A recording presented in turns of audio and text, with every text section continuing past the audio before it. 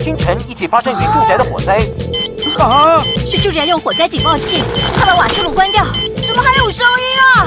乖孙，火烧出的时阵，太侦测到有高温或浓烟，会随发出警报声响，让咱有时间通知出来的人赶紧逃生，跟打119报警。